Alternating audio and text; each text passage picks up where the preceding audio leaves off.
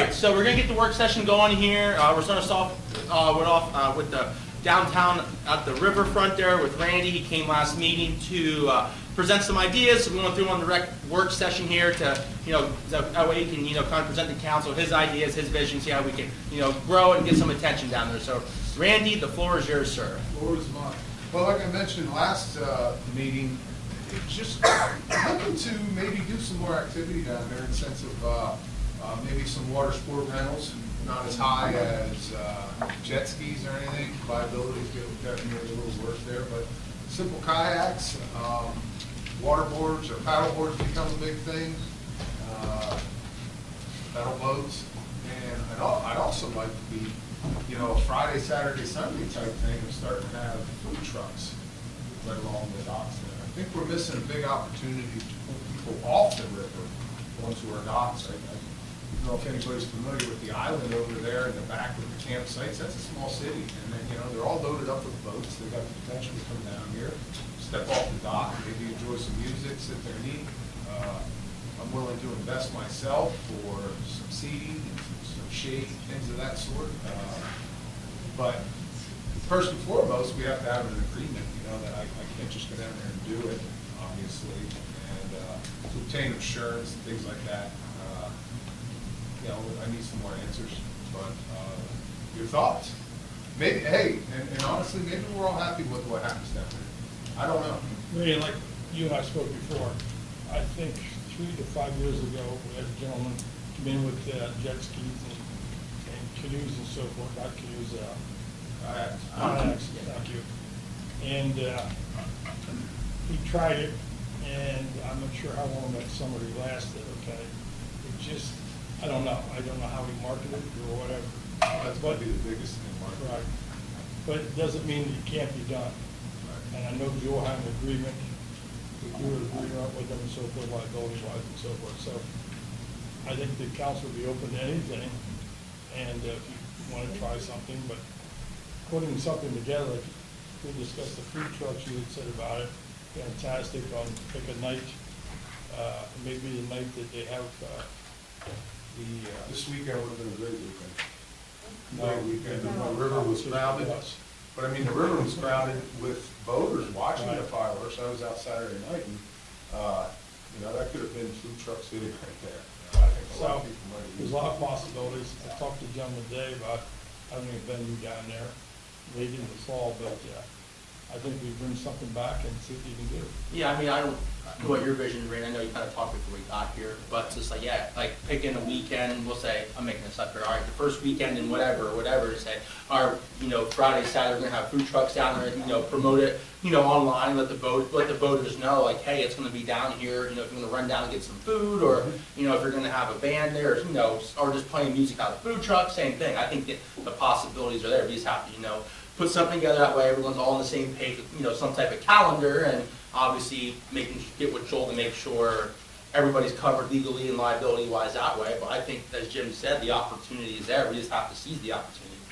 I always figured, Randy, that's one of the biggest assets we could possibly have in the city of Sunbury down there. You have that long stretch walkway down below there, perfect for food trucks, perfect for boating and canoeing. I can't understand why nobody, has coming through sooner to do this. I think it's a great idea. I looked into some things that the North Boat Club used to have when you say the boat races. And a lot of people immediately say, I remember up at the social club. Well, they were like a drag race. But I remember back in the 80s, we had some very large tunnel halls that were racing between the two old bridges at the time. And the North Boat Club hosted it. And that was a huge event. I mean, we had Napa boats there and Miss Budweiser and I don't know what stopped. That's pretty It's young. a prime spot for it because it's wide, it's calm. We got one of the biggest waterways, lake areas for something like that now. And a lot of that, obviously has to be worked out with DCR and, Fish and Boat Commission. Same as the kayak rentals, all that stuff. That will all have to go through them. Once you cross into the water, you get another boss, which is, top of all. But someone, when this does get going, Randy, someone who could help is our new police officer, Neil, because he was on fishing game up in Lake Wallenpaupack. So that could be a resource that you could use to say, try to tap that resource of, hey, what do I got to do here to make this all legal, and all that kind of stuff. Obviously when you hit the water. So just, keep that in the back of your mind when everything gets going. Like I said, I think I've already downloaded all the forms, it's just basically information of your vessels, your proofs of insurance, where you're operating, you gotta have boundary lines of where they can go. Yeah. It is a small stuff. Just odds and things like that. They're obviously for it. We don't put, how long's the fiber in? Made until, 1,500 feet long? oh, the dam. Yeah. And we don't build that, not to have recreation, it's just, Oh, it's a huge life when it's not. I think now's the time, it's starting to need some attention, which, the more people we can get interested in the river, maybe a small group or a club or whatever, to start cleaning up some of the bank there. I was telling Jim, there's some things in there that if you're out of hand, it's gonna be ugly. There's some odds and ends shrubbery in there, and I did talk to, I got a couple friends on flood control, and I think they tried to manage it a little bit, but, it's hard when it floods, the seeds come down, everything grows in there, cutting it back's easy, but to have beautiful wildflowers, I don't know if that's an option. And then it's tough to spray next to that water, there's a lot of regulations on that, but even if you go through it, I'm just concerned it's gonna look like it did in the eighties, Jim. No, Well, can you explain that, because we weren't around in the 80s. No, I think it's funny. I was. So was Jim. When I talked to Derek, he's gonna start cleaning up where the docks are now, okay, because there's some growth coming out of the new wall we put up, I said new. It was dedicated 2012, so it's a while back, but, as a matter of fact, they should be doing it this week, unless they got it last week, so. Fishing tournaments are good as well. Yeah, I know out of the island, they have them weekly, the bass tournaments and They things have like the that. tournaments quite often out here. Yeah. So how about, I guess getting the ball rolling here, get the legal paperwork done through Joel. I think you said Joel kind of already started the process. So I think once we get that stuff signed, then Randy pretty much come to council and say, hey, these are the weekends I'm thinking about, maybe, get your feet wet. All right, this Saturday, we're gonna see how it works out. We can advertise it out online and, probably maybe put a calendar together, let people know, hey, in advance, these are the weekends that, things are gonna be down there. That way, with Jim, or Parks and Rec City, we can prep for whatever you may need, or, garbage cans, or whatever it may be down there, just to make everyone's life a little bit easier. Perfect, yeah. Yeah, and again, I'm not here to interfere with a lot of stuff. Jody does a great job down there. That just adds to it. That's all I'm trying to do is help fill some of these voids. I thought the movie thing was awesome down there. That kind of stuff, she's great, but she can't do all of it. I see her running around way too much. Since you introduced me to the conversation. Sure. I'd like to see shade for amphitheater. I'd like to see a ADA accessible kayak launch, just that attaches to the dock. There could be a lot of free use of it, with or without a concession there to rent boats and things. But I think the most challenging thing is if I'm hauling a kayak, there's no place close enough to park for me to drag that kayak from Wise's parking lot. Correct. So, question, would it be possible to have a few limited parking right down by the docks for kayak users specifically? Maybe it's 6 spaces. See how it goes. Is there interest? It's something that you can try that doesn't, it doesn't have to be permanent, just be a temporary pilot, see what the demand, see what the usage would be. Back when it took almost, 8-10 years until we get all the permitting and so forth, where we done it. Always the thought was no cars down there because of families bringing, if you see youngsters down there on their little bicycles riding around, they're just running down through, and that was the reason, because little one getting hit. But at one time we were going to put parking here on the Front Street side, but then we quickly put the gardens in, and we put parking down through Chestnut Street. Of course, you have to get out and walk a block or two, but go to Penn State game. No, with a kayak, with a paddleboard, that's the problem. Well, I I think. saw 3 people with paddleboards dragging from Arch Street down, and I thought, this is insane. And I will tell you, we were boating Saturday, and we had 2 boats out there. My son, we had a plan to park a boat, or a car, close to the ramps and to the docks, so we could run home and care for dogs in the middle of the day. So my wife and I drove down to meet them there, pick me up and left the car, where we hooked everything up over that walkway, coolers, all our stuff, and I thought, it's gotta be a better way. It's gotta be a better way. I think Like you said, do it- there's gotta at least be a drop off or an unload or something that you can get down there. I think you kind of do what Jody said, like, just do a trial and error to see what happens, because you don't know until you try it, and it's one of those things, all right, people are calling and say, hey, there's people down here driving like idiots. All right, obviously, people ruined it for whatever it may be, but, you know, if you see it and there's no issue and everyone's being respectful about, you know, what that area is used for, then obviously, all right, it's a success. So I just think, you know, going what Jody said, like, you know, just try it, see what happens, you know, limit it to a few spaces and see, you know, if people are being respectful and, you know. Maybe just a loading and unloading zone down there. Come down, drop your kayak, all your stuff off, and Yeah, and this, yeah, like I said, this to see how it goes. And plus, I mean, I imagine if people are doing that, it's probably gonna help, you know, with the litter aspect of it. You know, people don't feel like lugging their garbage, oh, we'll just throw it here by the garbage can and there you go, DPW, come pick it up later. I had a conversation with a guy who said he'd like to go fishing, but he's handicapped, and there isn't anywhere that he can park close enough He doesn't have to walk up. to use his wheelchair or whatever assistive devices to get up over and go fishing. So it's limiting to people who have those kinds of challenges as well. You And, also could consult with someone who designs such things. I don't know, you know, when you get I don't know, we get a planning grant, but just having a conversation or taking a look at what works in places that are similar. I'll be completely honest with you, with everybody here, the kayak rental and those types of things, it's just on there and it's an option. I really like people to learn to go buy a kayak because they fell in love with the river and go on a kayak. That's my main mission, you know, so I'm even thinking, I saw, and it's allowed in Pennsylvania because there's one in Kettle Creek at the lake up there. It's a kayak kiosk. You just go up, you scan it, you read. You know, you have to watch a video, it unlocks it, you pull the kayak out, clock starts running, you unlock a locker, get your, you know, so they're doing it without any supervision whatsoever. Randy, what's going on Myself? right now, Randy? Excuse me? my uncle, Dave Dakota, has the kayak kiosk in, Montour Preserve.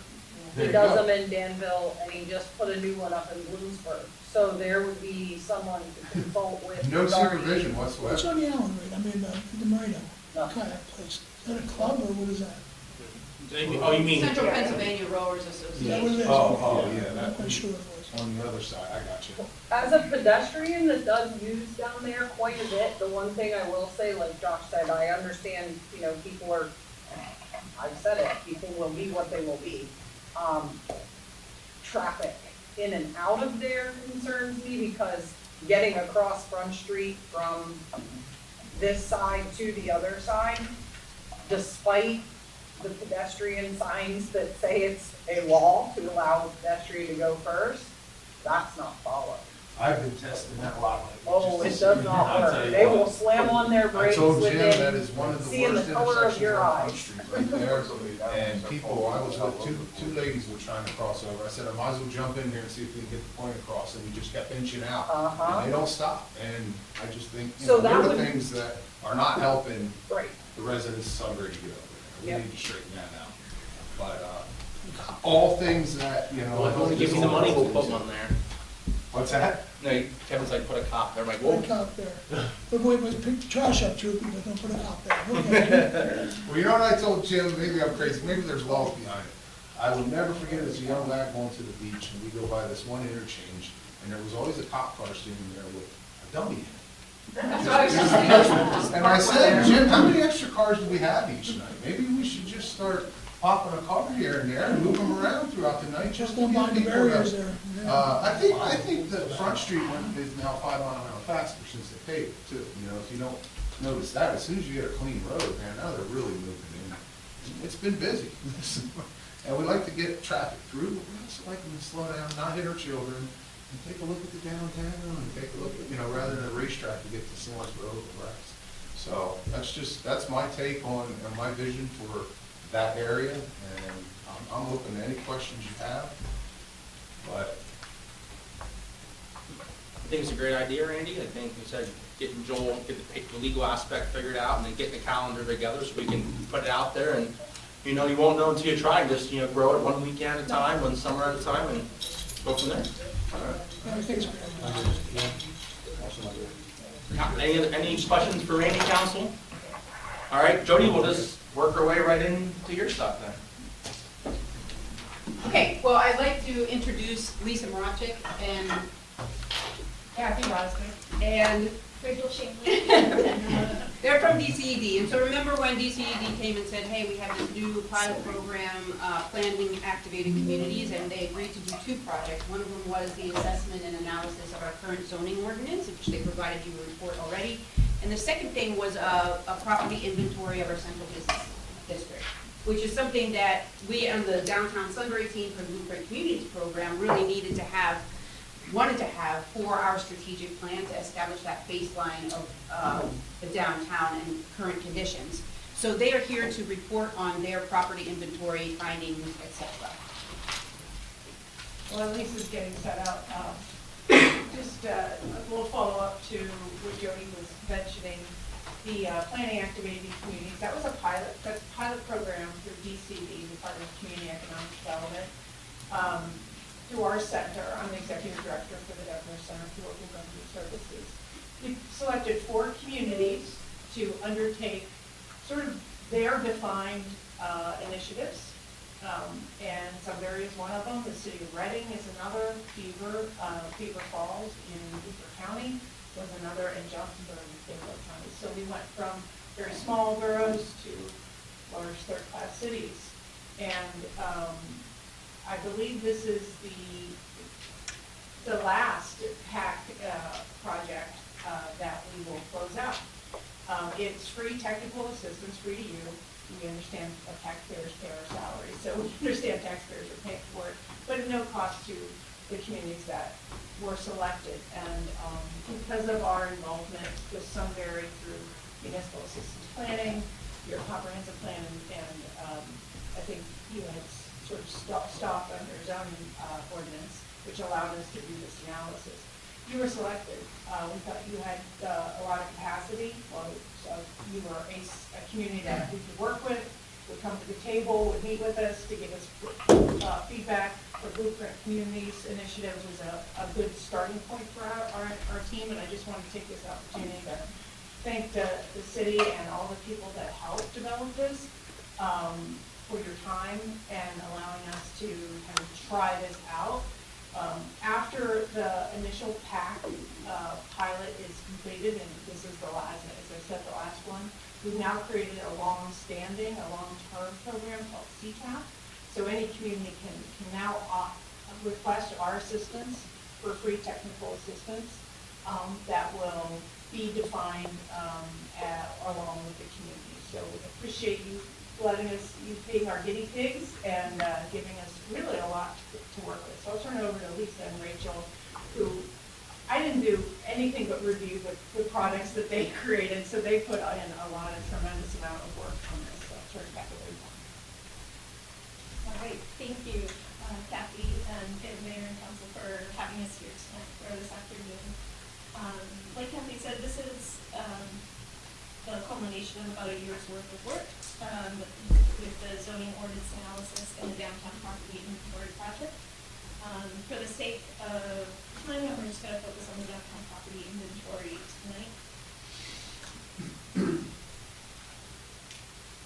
And so the purpose of this project was to inventory the defined central business district, to provide individual property profiles and an interactive mapping application of the related data. Once I get through the slides, I'm going to switch over and we'll go through that interactive mapping application. But you can see here, I'm sure you're all familiar, but this is the study that we looked at. So the inventory variables were developed in consultation with Sunbury's Revitalization Incorporated, and the field work was conducted by Rachel and I in December of 2025. And so the data that we're presenting represents that specific point in time. So starting off with a use summary was one of the categories we looked at. So residential, as we categorize as singular duplex, and mixed use are the top uses on the first cases. Mixed use properties comprise the largest 23.8%, followed closely by commercial at 19.2%. And then institutional and residential uses follow closely at 16.1 and 15.7%, respectively. You can see the breakdown there on the upper right, and then just an example of how you can see how we defined those uses through our visual inspection. And this is a use map broken down on a per parcel basis. We also have the percentage by acreage. One thing you can see is that the four blocks anchoring the intersection of Market and 4th Streets are almost exclusively commercial or mixed-use properties. While the mix of uses outside of this 4-block area is more eclectic, there is a concentration of vacant lots to the west and a concentration of major governmental buildings roofed on the east in the park. And then we looked also at business types. So there were nearly 100 non-residential properties occupied by an existing business. The most prevalent business type overall was retail, and specifically boutique or local retail, with 18 establishments total. These businesses were largely concentrated along Market between 3rd and 5th Streets. And the second most prevalent business type was professional offices, with 16 establishments. And here, similarly to the use map, we have the business types mapped. When we get to the interactive mapping application, you'll be able to see, because there are more than one, in some cases there's more than one business type at a property, you can scroll through the types and just see all the medical wellness establishments, and then you can go into professional offices and just see all of those in one view. We also looked at property condition. So overall, the general exterior condition of downtown properties was found to be good, like 73% of the properties that we looked at. Only 1% of the total properties were found to be in poor condition.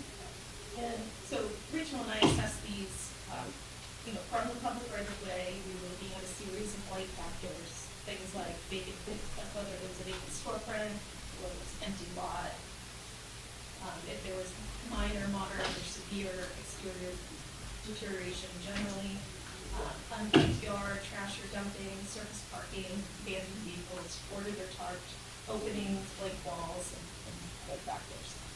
So the good properties either had no light factors or a maximum of 2, either of which were classified as severe or moderate.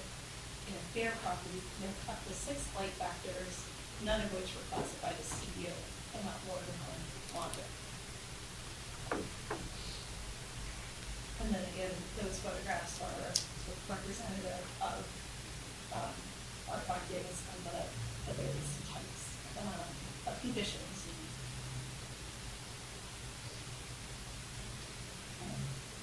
We also looked at, and this is what they were specifically asked, is to try to assess how many dwelling units were available in the downtown. So this, again, was through a visual assessment in a public way. But what we found is that we estimated that there were 165 properties used for residential use. And on those properties, there was an approximate estimated 563 dwelling units. So we looked at things like the number of entrances, utility meters, mailboxes, doorbells, and other architectural elements, entrances, and so approximately 33% or 54 of residential properties were estimated to contain 3 or more dwelling units for a total of 416 multifamily units. And approximately 27% or 45 properties were indicated as owner occupied by, and this is through tax assessment data. Over 90% of the owner occupied properties were single and duplex properties. And we also find by looking at U.S. Census Bureau and ESRI data that this was pretty in line with that data. So here on the map, you can see the owner-occupied properties are marked in orange, and then the larger circles indicate a higher number of dwelling units estimated in the property. And then we looked at opportunity sites. And we could see by looking at the commercial, or the uses and the business types, that the intersection of Market 4th Street is definitely an important, that was a key intersection. Also, as part of our property profiles, which Richard will touch on, we were looking at the former National Bank building at this intersection, as well as another building that was maybe half a block away. So when we're looking at opportunity sites, looking at vacant storefronts, there were vacant storefronts represented approximately 28% of the mixed-use commercial buildings identified in our survey. So there were 29 vacant storefronts, and 3 of these appear to be in buildings that were entirely vacant. And vacant or undeveloped lots and service parking comprise 5.4 acres, over 30 more parcels. And while some of these vacant lots are formally developed as surface parking or private or public parking facilities, there are at least some of these lots that appear to be at least occasionally used as makeshift parking areas. So, in addition to this intersection at 4th and Market, we also looked at the additional intersection marked there as 2, but just for the sake of time, just going to go into a little more detail on the first one. So here there are several vacant or largely vacant landmark buildings, such as the former Edison Hotel, the former Montgomery County Human Services offices. This was historically the District Department store, as well as the First National Bank. The STEAM Innovation Labs anchors the remaining corner and features an active and vibrant storefront with a large-scale mural alongside. So this, as you're probably aware, so it's a significant commercial corridor connecting the downtown to the commercial and industrial areas to the north. It's also entirely within the Sunbury National Register of Historic District.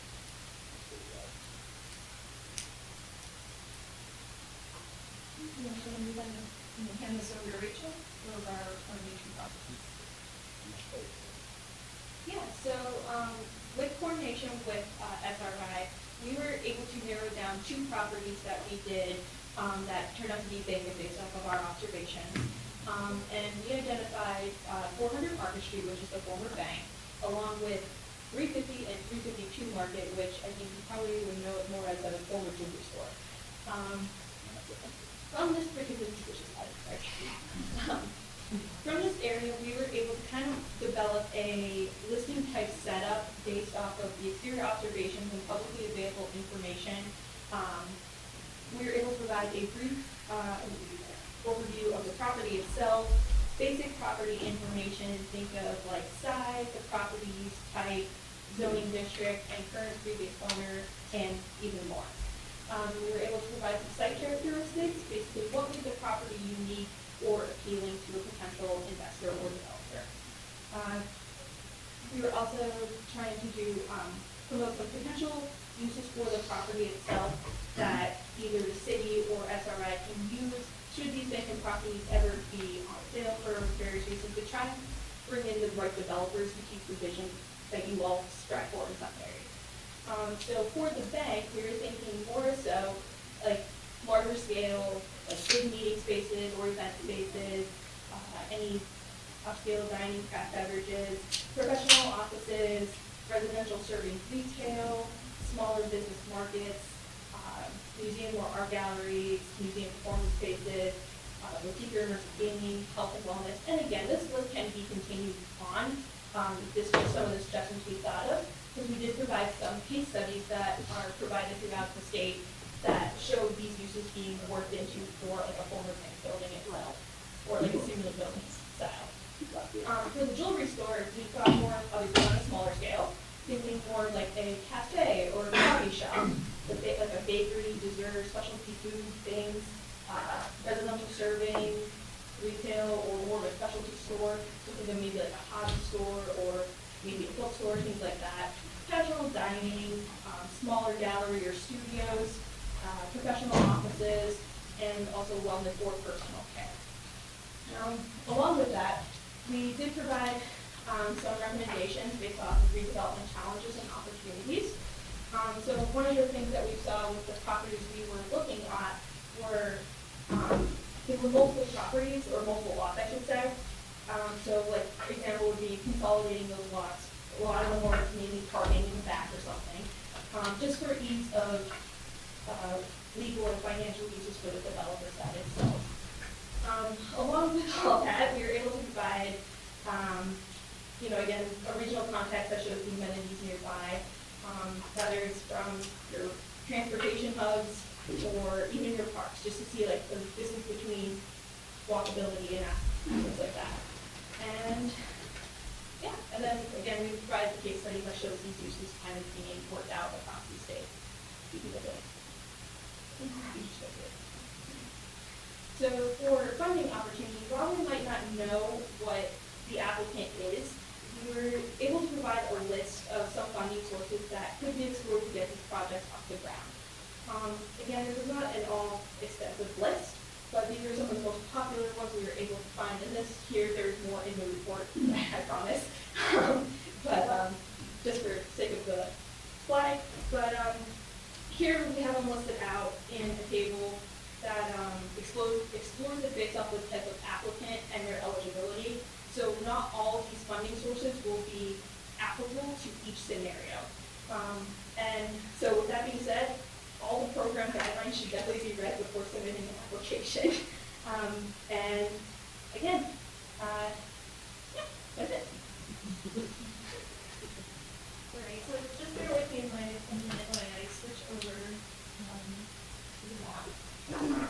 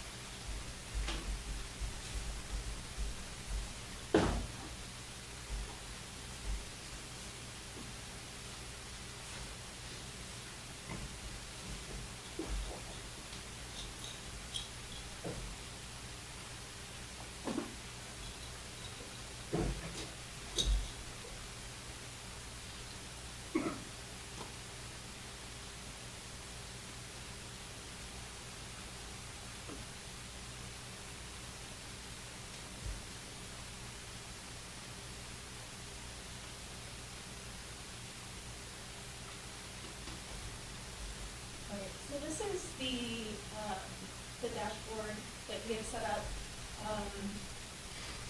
Due to the format of the screen, some of this is going to go a little wonky just because of the proportions. But on a typical computer screen, we would have some of these things compressing. But starting here, we have our overall map. You can select on any parcel within there, and it will populate property information. So in here, we'll see a compilation of the information that we collected in our survey, as well as information from the county assessment data. Excuse me. You'll see the information we collected, we marked with DCED. But also along with the photographs, there's one or two photographs for every property. And then on the left, which you navigate from this table, but you can go through and select on any of the use types, and you will be able to see where exactly they are located in the map.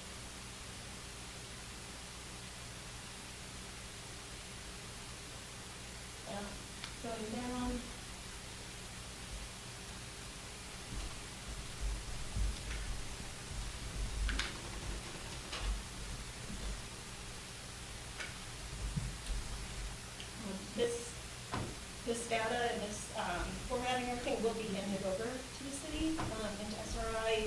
have to still coordinate how exactly that will be handed over and who will be managing it. But we will be providing to you the basic structure of that.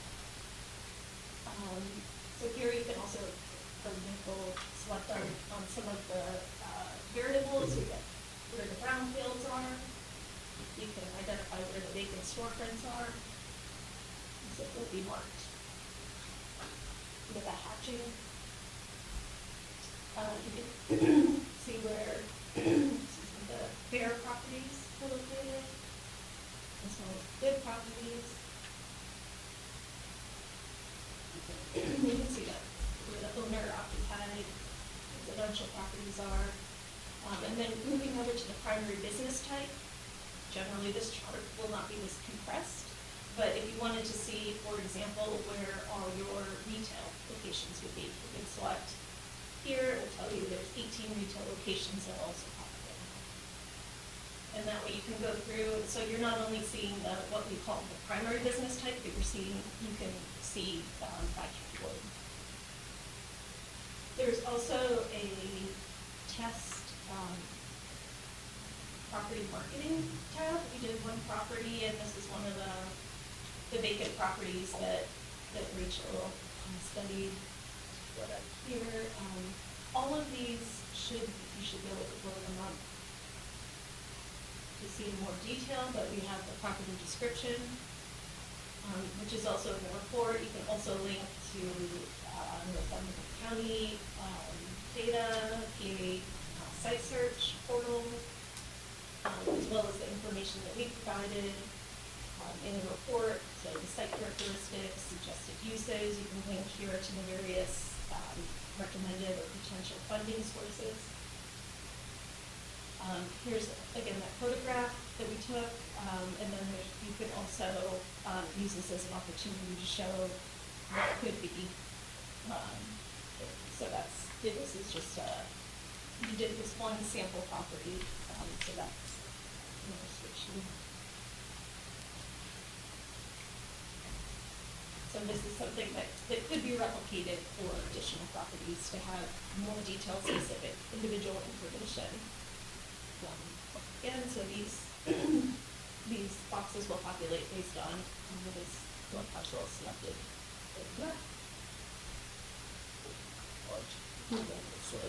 Down the bottom. We also have some charts and facts and figures down here that you can kind of pick and choose which you want to look at. Here you can see there's almost 4 acres in parking, 5 acres of vacant lots, 21% of storefronts in our 21% of non-residential structures have vacant storefronts. It's a little more, once you can kind of sit down and play with it at your desk or on your phone, there's probably a lot more to see, but just for the situation that we're in right now, I'll just probably leave it there, and if there's any questions, I'd be happy to keep anything for us. Yeah. I have a question. Oh, is there a question about? Yeah. Okay. There she goes. Yeah, my question is this just for council use? Or is this for citizens to use? Can we get on that website and check things out? So ultimately, that will depend. We won't be able to host it at DCD. It will have to be, we have to work with the city and SRI to where that information is going to be posted, and if it's going to be posted publicly online. That's kind of the transfer of the data is something that we still need to do. My question is for Joey, and just saying that I think the idea of this being too much on that, if I'm not mistaken, and I'm doing good. Can you talk a little bit about what your vision is for this work? Sure, so, I'm glad you asked. You're probably gonna say that anyway. So what we were trying to do with this work was establish a baseline. We really wanted to develop it into something that is usable by the redevelopment authority, the city, SRI, for strategically choosing and prioritizing properties for marketing, for redevelopment, reuse, and investment. So having the interactive map and being able to go like to the different properties and get basic information is going to be really helpful data to have. The different potential reuses was very important to us as well. And for instance, got a call a few months ago, somebody was, the person that was the real estate agent who is handling a former First National Bank on the corner of Fourth and Market, called and said, hey, we have a potential buyer. They want to know what you envision as the reuses and the use they're going to use only a part of the building. They want to develop it into something else. So being prepared with a list or a concept of what we want that building to be just makes us better able to respond to those requests and hopefully close a deal. Now that deal actually ended up not happening, but I think we could be better prepared. So one of the things in our strategic plan was to develop or establish a downtown development working group. And I've had some discussions with Bree, with Amy, with the team, and we don't necessarily want to create a new entity, but if we could establish a cooperation or collaboration between the city, the redevelopment authority, the blight review committee, and if we could make downtown maybe a focus area for now, and we could have a area strategic plan, development plan for just that area, and we're working together to how do we remove barriers to investment? How do we promote the kind of investment that we're looking for, and redevelopment and reuse that we're looking for? It might be something that would really help all of those entities coalesce and find focus, and then find some successful projects then that they could do. So there's through the Blueprint Communities program, of course, we are working with the Pennsylvania Downtown Center. A subsidiary of the Pennsylvania Downtown Center is something called Keystone Core Services. And I can't remember what it all stands for, but they are real estate experts, and they have the ability to provide consultation. They have tools and strategies to help you prioritize and find the way forward. And they were at the Pennsylvania Downtown Conference where Sarah and I attended a week ago, 2 weeks ago. And they had a couple of one of the key takeaways was define a strategy and a vision and stick with it. So that if we're all agreeing on what the strategy makes the most sense, and we're going to pursue that, we just have to keep chipping away and keep moving forward. Some other things that they can help us with is maybe some education workshop about the tools that are available to the city, the redevelopment authority, the nonprofit, to help move these projects forward. Then they could, there's things like conservatorship, land banks, redevelopment area plans, like I mentioned, and we can, again, working together, kind of figure out how we can make it work for our downtown. And we are prepared through the Blueprint Communities program. Keystone Core Services is something that we are on a higher priority list to take advantage of, and that we may have some funds from the Blueprint Communities program that we could use to help bring their services here, say for a day workshop, that we get the entities together and talk about what our responsibilities and authorities are, and how do you approach, now that you have this baseline, how do you analyze it, and what approach makes most sense to use that are proven strategies. So, I know all the council are concerned about revitalization and bringing new investment and redevelopment, especially in the downtown. That could be just a focus area to start on and get everything working together. I don't know, Bree, or did you want to say anything else from the redevelopment authority side, or? I mean, you've spoken so eloquently. If anything, I just to send from the back forward a level of gratitude. None of this work happens overnight. If we could all wiggle our nose, we would, but that's not how the real world works. So all of the time, energy, the collection of the information, going to the conferences, listening to our community members, stakeholders, there's a lot of effort that goes into this, and I can't say thank you enough. Because that level of focus is going to translate, and is already translating into our project zones, especially downtown.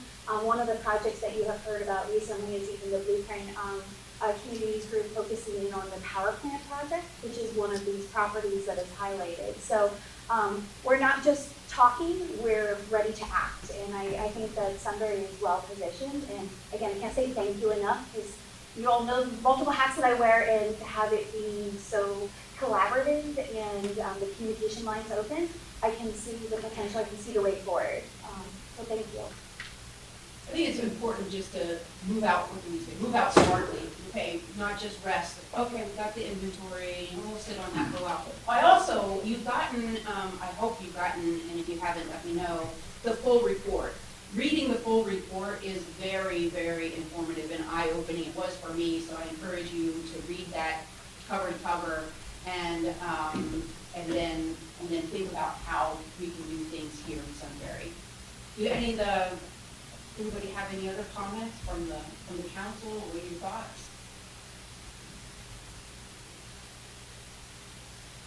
I want to thank you for all the time and effort there.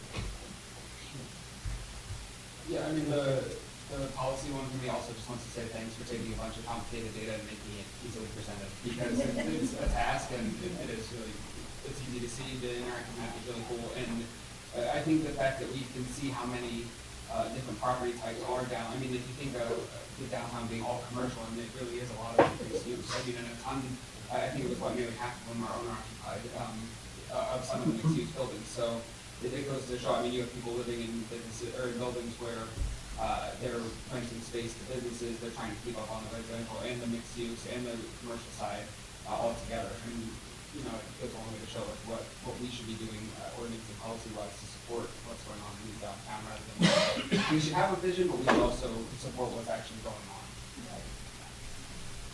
This marries well to your zoning ordinance assessment and report and those recommendations as well. So, I mean, the sooner we can get people together to take a look at this together, and that's what I would, offer is if the city is interested. I mean, really, you've got the lead because you hold all the policies and everything, and we are here ready to support you. And like I said, with the Keystone Core Community Services, we can bring that resource to you and maybe help with, if there's a cost for those services, we could maybe help out with that as well. I think I saw something real similar to this. I saw at the top the ArcGIS. Is that what this is considered? This mapping, because I'm 99% sure municipal zone uses ArcGIS for all their sewer, water, and stormwater mapping and everything, And again, that's just another layer that could potentially maybe cross over easy. Somebody's investing, they like to know what size of water line comes in, and they got, ample feed, and so just a thought, seeing the ArcGIS like that. I think that's what they use. Yeah, it really takes all those components of the city to make this happen. I will say too, Sorry, I think there with the GIS mapping, that would be a conversation to talk to the county, really, talk their way into the mapping sources. They're the main GIS mapping, so perhaps through there.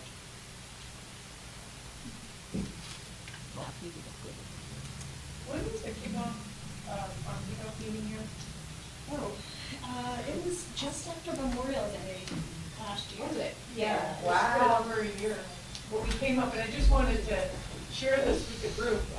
We had a fairly large contingency from DCED that we drove around in a van and looked at your community, your downtown, and I've been here, of course, it wasn't my first time. And we all kind of left here with the idea that Sunbury, and we work across the Commonwealth, and we work with communities that are going gangbusters, and we work with communities who have really significant challenges with blight and disinvestment and vacancy. And I think we collectively on the way home just said, Sunbury's really kind of solid. Like, we didn't see a lot of problems that were evident, and you might counter that, but we didn't see it, we didn't sense it. You had a really good, too, I think this is really important, the sense of collaboration. You have some key agencies that are working together, that are doing really good, great stuff. Now, this was a downtown focus. That's always a plus. Like, you don't always get that in some of these more challenging cities and neighborhoods, but you've got really good bones, and you've got some really good meat on those bones. So I think a little will go a long way, and we were really happy that we could just be a part of getting, Sunbury moving, a little bit further along in you show your idea and your visions. And the zoning analysis, I have to say, I'm a zoning geek, I've been doing it for 30 years.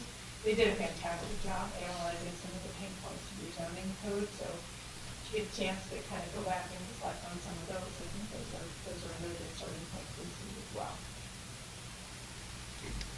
Well, thank you so much. Yes, and thank you. staff Thank you for very, doing very this, much.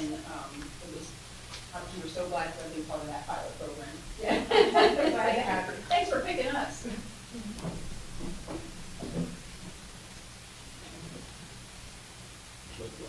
Hopefully you'll see this information again soon. Awesome. Well, thank you, ladies, and SRI and Jody and all that were involved in that. So I guess we're moving on to the next topic that has not been hot at all. The 287G program. I know council's had the last month and a half to review different contracts, ask the chief, ask Joel any questions, comments, concerns. I know some people emailed the chief their questions, so I didn't know if council had any more questions or comments, concerns for Joel or the chief before the meeting here coming up. So, council, is there any questions they would like to ask Joel? Any questions for the chief or for Joel on anything that was not answered yet at this point in time? Anyone? Anyone? Anyone? He had to go to the restroom first.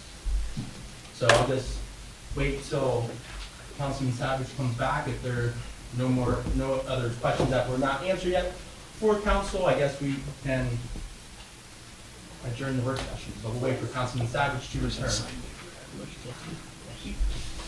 Mr. Mayor, I got one question. Chief, Yes, sir. I'm sorry, not to interrupt you there.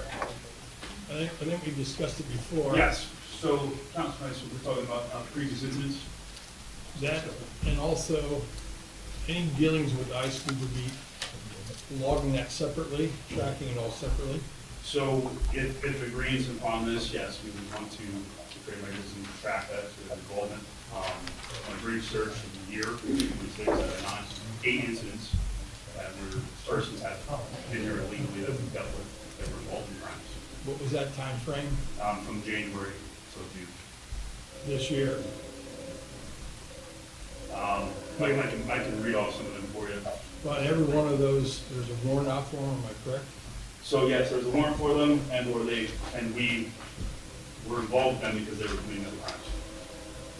Okay, and those crimes consisted of, On Court Street, there was same property, 2 different times, one was sexual assault, one was stabbing. Their witnesses unfortunately were involved that ended up being reported as well. 6 persons in total. Chestnut Street was a burglary. Some squatting going on there. 2 persons were reported from that. 2 that were here illegally were released. Walnut Street behind the high school. Was public drunkenness. And then that person was wanted for sexual assault in another state. 300 block of Chestnut and 1100 block of Court. Multiple same incident, multiple persons involved in alleged sexual assault. 2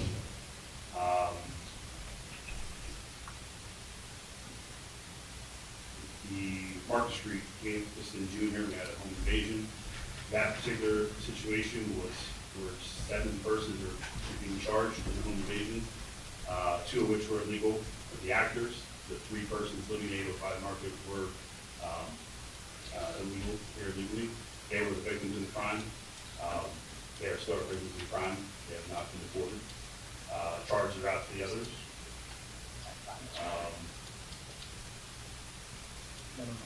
And we had a assault on a policeman where a man wanted deported and showed the police department and began actively assaulted a police officer, so he would be arrested. We had another person deported from a school bus stop. We had a school bus stop sign house. The officer investigated. Did you say that we had a situation at Court Street and 2 illegals were the victims? That was Market Street, Market 805 Street? Market Street. Yeah, three illegals lived in a home there at 805 Market. They were, the home invasion was completed there, $200 was taken in a hat. But they weren't deported though. They were not deported, no. They're not deported. They're the victims of the case. However, one of them being investigated for sexual assault of a minor, which is allegedly what the home invasion is to be about. So we're not deporting if there's no warrants out for them that haven't committed a crime. That's correct. Thank you. So these other actors would be somebody you wouldn't want as your neighbor living next door. That's correct. I would not want to define. Thank you. And Chief, correct me if I'm wrong, in this agreement, I know that we went over it in detail with Solicitor Weiss, that we hold all the cards in this contract, that if, we'll say the federal government orders us, Sunbury Police Department, to do this, we have the right to refuse. Is that correct? That's correct. I would defer to this solicitor to explain it best and the simplest probably, better than I can. I know there was some issue when email to Steve about the memorandum itself, because it is very large and it is very generic. It's kind of cookie cutter. I'm sorry, Brad. I didn't Go get ahead, that. yes. Go ahead, please. The long and the short of it is, I don't know that we can tell the federal government what we will or will not do. However, we at all times may end the agreement. Yes, that's right. Sorry. So, while we don't have the power to say to ICE, this is how we're gonna do it, we also don't have to do anything they say because we can simply get out of the contract. Yeah, they can't order us to do anything unlawfully or against our policies. Right. So can we come to an agreement with ICE for our policies and procedures to kind of preempt theirs more or less? Like we're gonna follow ours before yours, or is that? So, again, I think I started this in the beginning with our mission statement. We're not going to violate any rights. We're not going to. So, I would avoid we use the voter policy. We have the policy for everything. Sometimes policy is that policy. So, that we can't take away officer discretion, but that's a very real thing. Like in this circumstance where we had persons who are victims of crime, the policy in place that we, point to for every person we're in contact with, and in fact, that would take that into the point of victims. So, and again, the situation is kind of different, potentially, so I think it's the right with that. But I agree 100% that I want to put this out there to everyone as well. At no point in time we're looking to do, go on a black mass and go 100 persons. That's not what this is.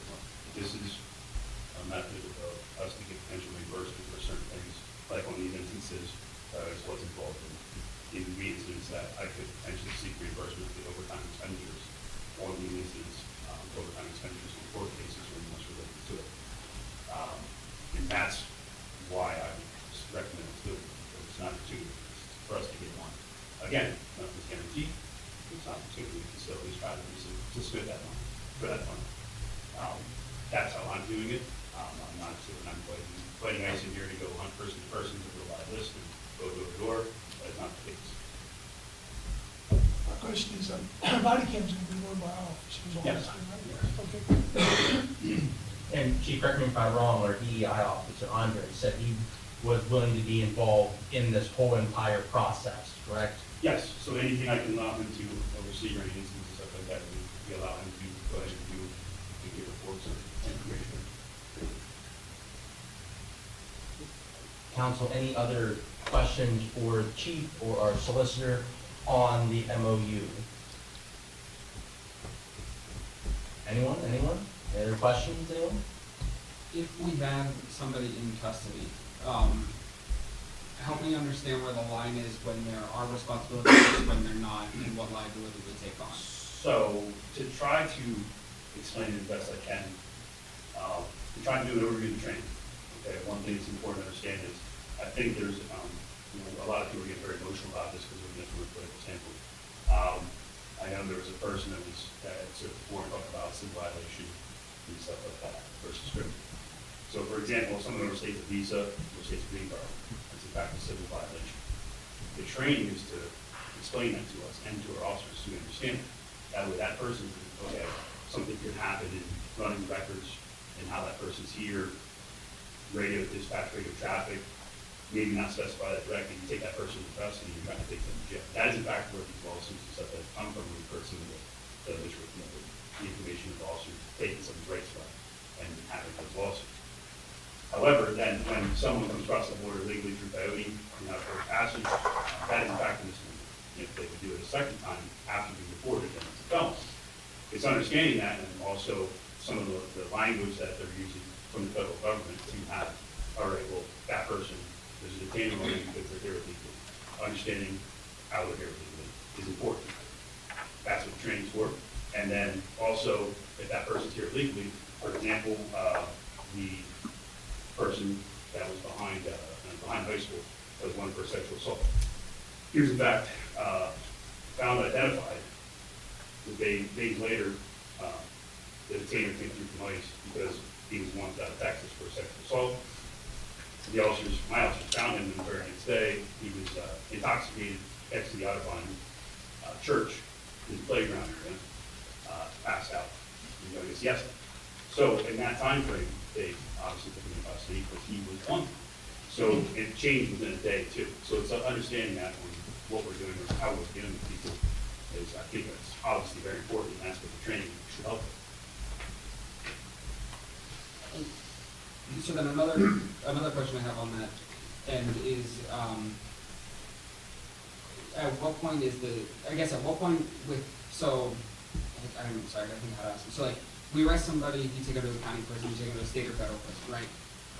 You have a transfer of ward, like who's responsible. So like, if we arrest somebody, they have an ICE warrant, and we're holding them, we're detaining them, and I go back to my other example, they have a heart attack in custody. I mean, who's paying that bill? Is it us? Is it the federal government? Because it sounds like it's gonna be us if they're our ward. Well, if it's, for example, let's just say, again, as I said, we're not necessarily going to punishing for persons and taking persons into custody on behavior, for instance. We're called to an event. So we respond to an event and we find out that person in fact illegal. So I guess what you're asking would be, so that person has new charges. We would be doing our new charges, and then we would be, obviously depending what they are, but any time of the day as well, they either go in front of judges during the day, if it's at night, they would go directly to jail, they'd be detained at jail. So that would be us, and 100% us, and 100% solely if somebody police incident, and they would be going to jail under that name. Now, a phone call would be made to ICE, this person with this container is in this location, and then that's on ICE then, and for them to determine when they go to the jail and collect that person, which is already what's going on. The arrangement, and I'm understanding with the 287G, will only potentially change, and I think to answer your question, if someone that we ran across for whatever reason doesn't have charges, but does have a detainment at the time.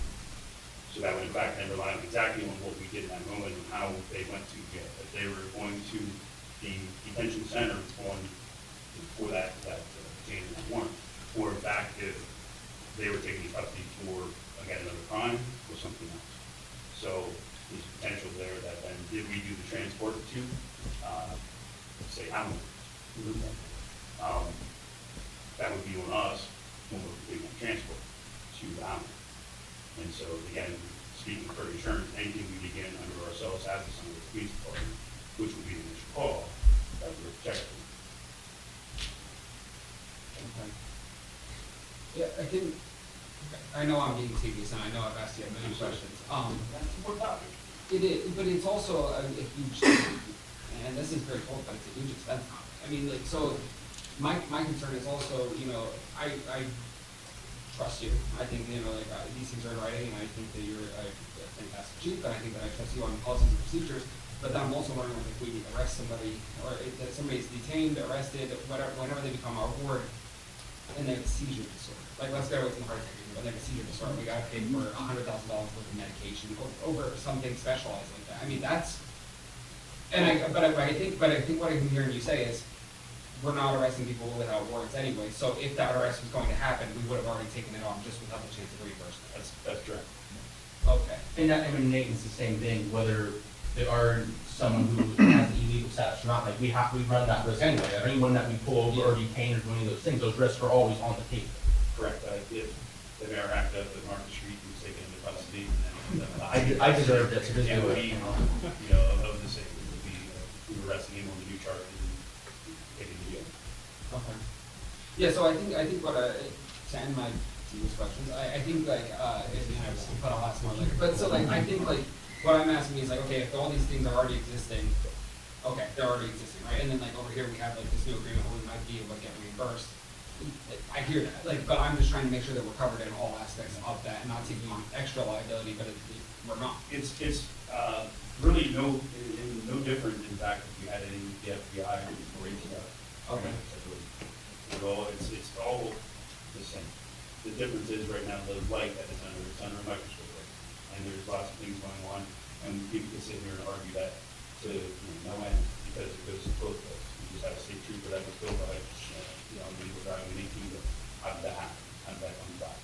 The Canadian that was here illegally, that was shooting at officers, out of 6 reasons now in the road. So, might say he's being killed. So, these things happen, but then there are mistakes. There are things. One thing this is bringing to light is that every situation when you're getting law enforcement is completely different. And, it's very hard to sit and say that everything is the same, you're going to do this exactly the same way. So, and then unfortunately, that's what the source of Any other questions for Chief Slack or our solicitor?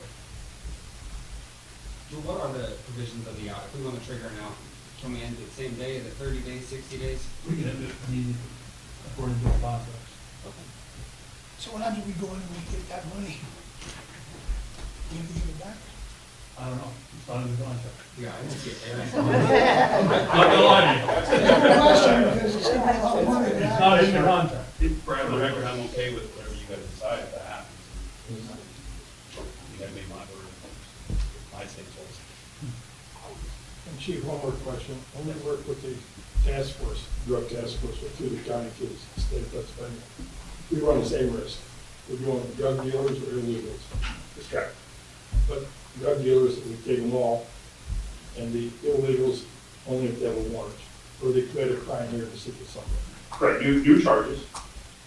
New charges, or they're wanted for previous crimes. Thank you. Any other questions for Chief Slack or our solicitor, Reese? Anyone? All right, so I adjourn the meeting to the regular meeting at 6:15.